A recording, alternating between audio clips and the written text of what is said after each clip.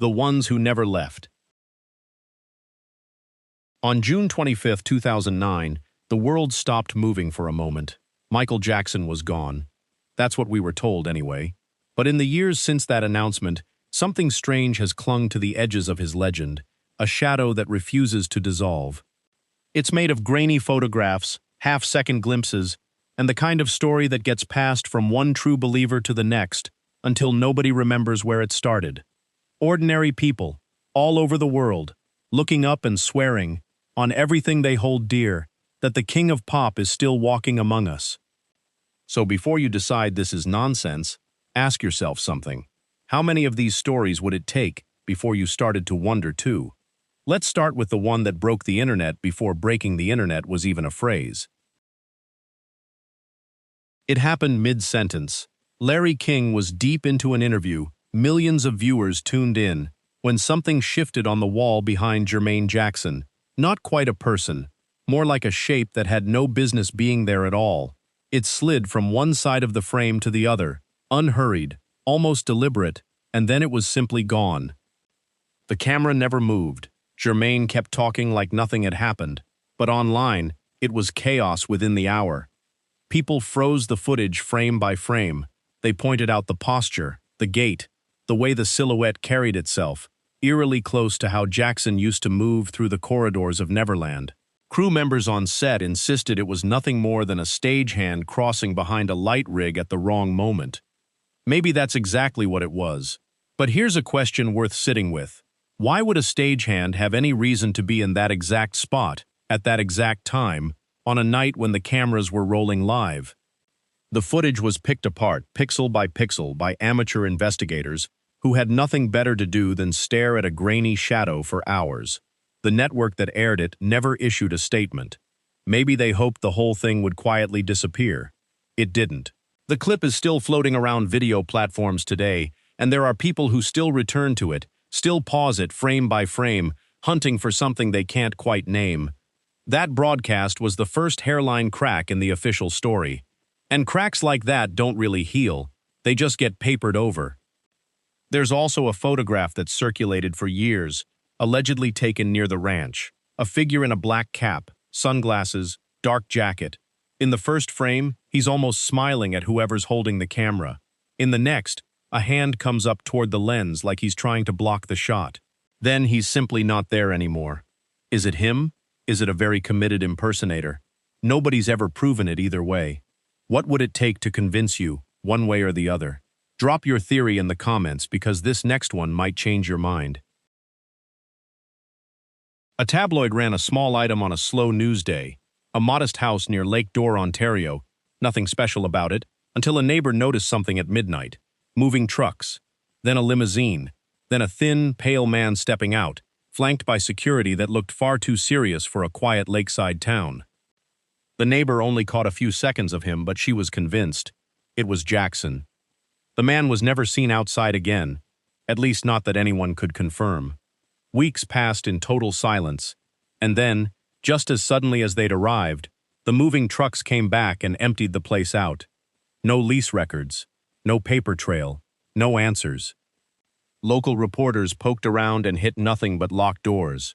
The story faded from the news cycle within days, but not before it lit up hundreds of fan forums with theories about a secret retirement tucked away in rural Canada. That bungalow is apparently still standing, empty, waiting for an explanation that will probably never come. 50,000 mourners packed the Staples Center. Cameras panned across a wall of grief-stricken faces, and somewhere in that crowd, according to more than one attendee, sat a man who didn't belong there. Dark glasses, a jawline people recognized instantly. He was seated high up, watching the tributes in silence. Someone managed a photo from clear across the arena, and it was about as useless as a photo can be. Blown out, pixelated, barely a shape. But that tilt of the head, that was the detail people latched onto. The image spread across social media within minutes. By the time anyone thought to verify it, the man had already stood, slipped into the crowd, and vanished into thousands of identical silhouettes. If it really was him, consider the audacity of it. Sitting in the middle of his own funeral, listening to the world grieve him in real time. What kind of person does that? What would you do in his place? Two friends were killing time in a hotel lobby in Perth, Australia, taking silly photos on a whim. One snapped a picture of the other pulling a face, nothing more than a throwaway shot. It wasn't until that night, scrolling back through the camera roll, that they noticed him. In the background, walking away down the corridor, was a man who looked exactly like Michael Jackson. They'd apparently been standing 10 feet from him and hadn't even registered it in the moment. By the time they checked the timestamp, hours had already slipped by. They ran back to the hallway. Nothing. No trace, and the front desk had no record of any celebrity staying there that week. The photo made its way through fan communities, some calling it an obvious coincidence, others treating it as hard evidence. The two women who took it just call it the strangest 10 seconds of their lives, and apparently they still pull the photo up sometimes, just to look at it again.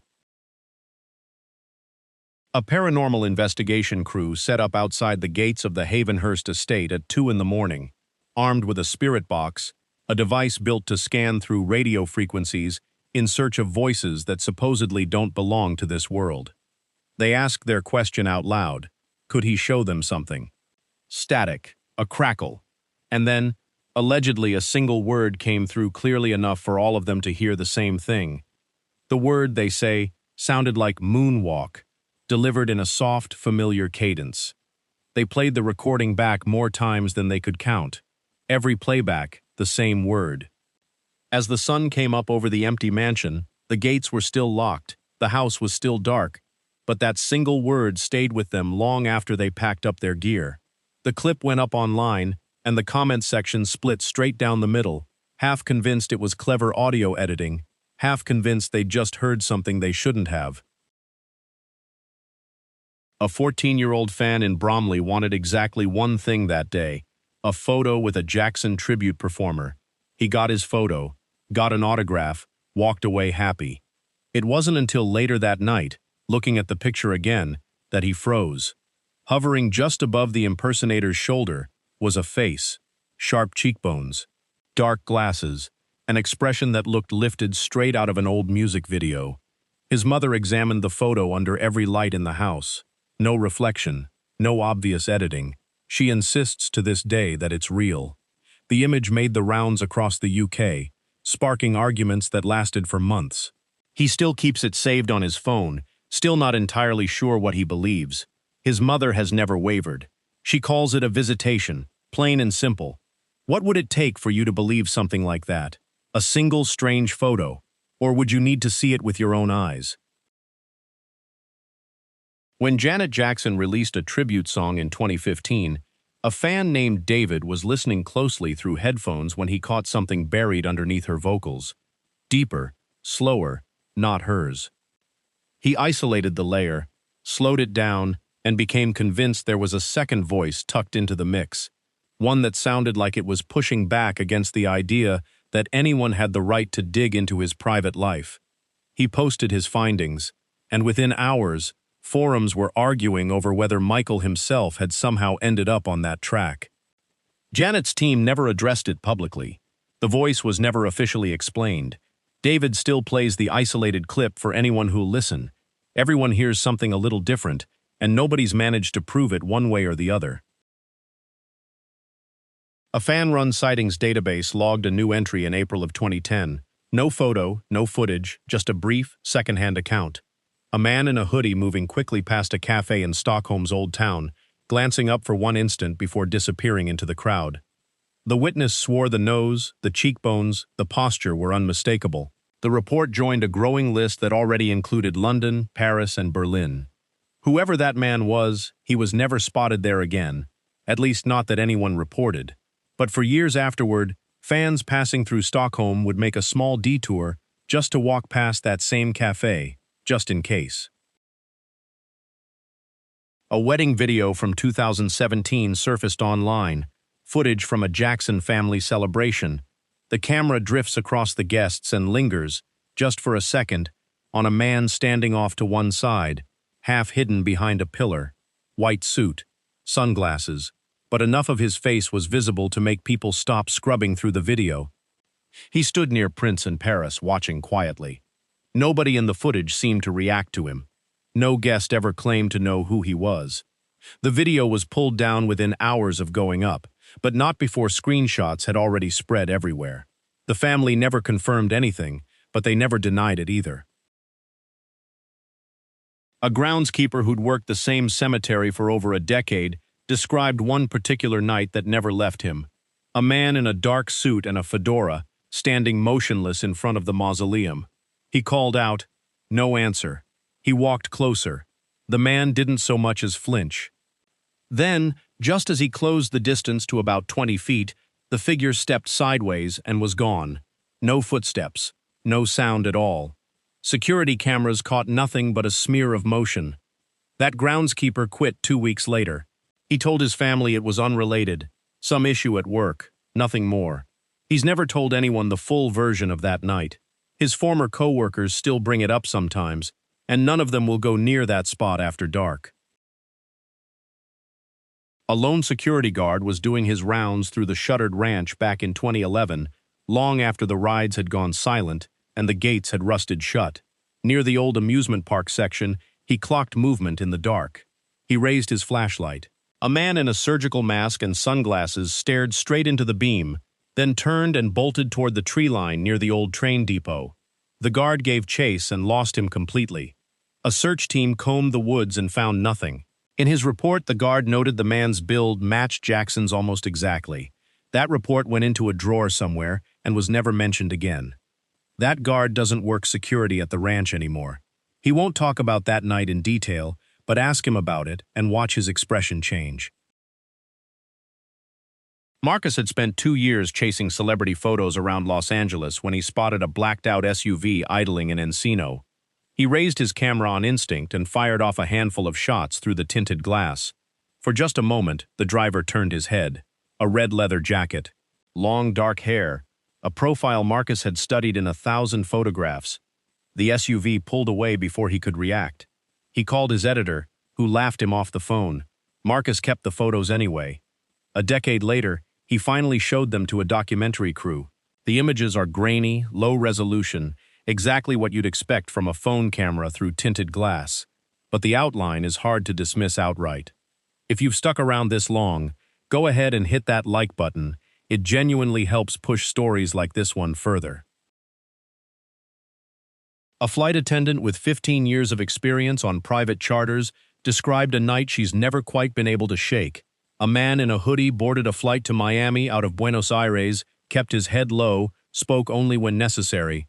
When she brought him a drink, he thanked her quietly, and something about the voice made her stop in her tracks. 2 oversized bodyguards blocked every attempt at a photo. She never reported it to her supervisors at the time. Years later, she finally told a journalist the whole story. She still doesn't know for certain who that passenger was, but she'll tell you her instincts have never once wavered. An usher working the rear entrance of the Staples Center that day had one job: guiding VIP guests through security. Then he caught sight of a man in a black hoodie slipping past a checkpoint that should have stopped him cold. For a split second, their eyes met.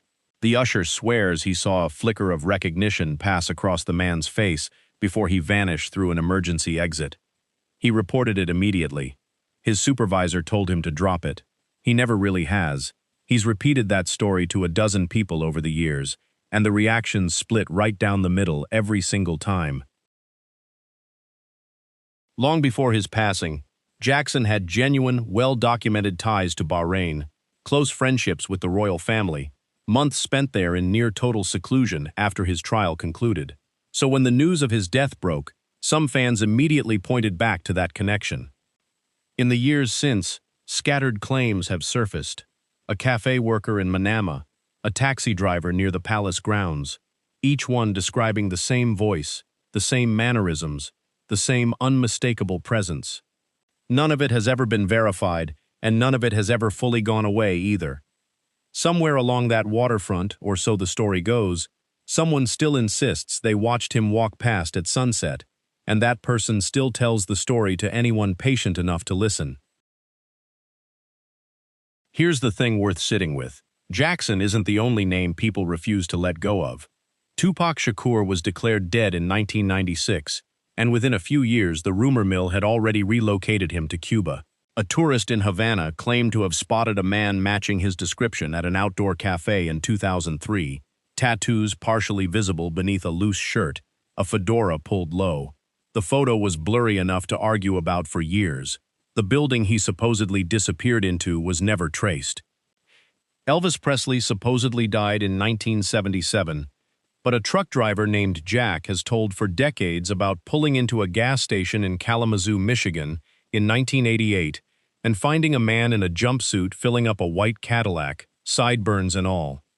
Jack asked for an autograph and got one, on a napkin he still keeps to this day. Handwriting experts have gone back and forth on whether it's genuine.